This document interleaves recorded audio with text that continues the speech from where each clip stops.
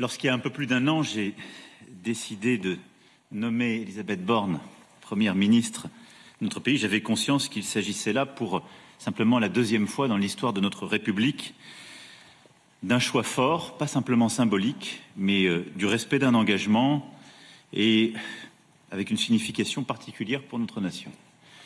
Et depuis plus d'un an, sous l'autorité de la Première ministre, plusieurs gouvernements ont ainsi pu avancer et mettre en œuvre le programme sur lequel j'avais été élu par les Françaises et les Français en 2022. Vous avez traversé les budgets, une réforme des retraites, des textes importants en matière d'énergie, d'économie, puis, et j'y reviendrai, mise en œuvre la feuille de route des 100 jours sur laquelle nous étions collectivement engagés. C'est pourquoi j'ai choisi la continuité et l'efficacité pour les temps qui viennent et qui s'ouvrent devant nous.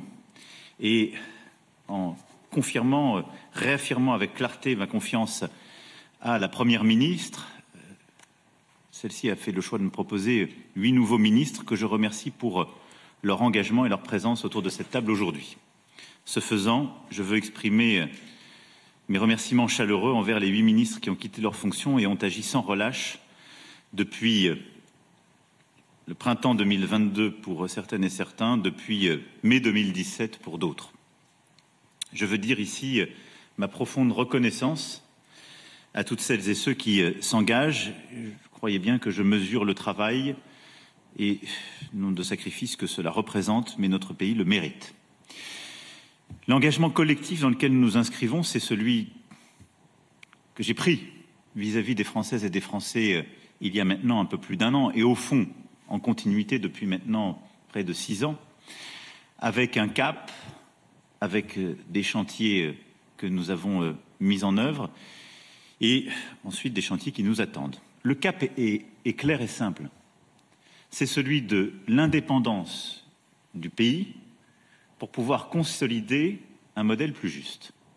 L'indépendance de la France, c'est son indépendance économique, industrielle, énergétique, militaire, géopolitique.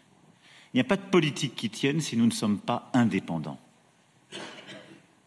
Et évidemment, avec cette indépendance, j'y reviendrai, c'est l'indépendance financière. Et c'est seulement en produisant davantage, en bâtissant et consolidant cette indépendance que nous pourrons continuer d'avoir un modèle social qui est parmi les plus généreux du monde, mais en le rendant plus juste, c'est-à-dire en corrigeant les inégalités de départ, plutôt qu'en venant les corriger a posteriori. Et par l'école, la santé, réussir à bâtir. C'est ce cap, ces objectifs qui ont présidé aux 4 grands chantiers que nous avons lancés, au fond, dirais-je depuis 6 ans, mais que nous avons intensifiés ces derniers mois.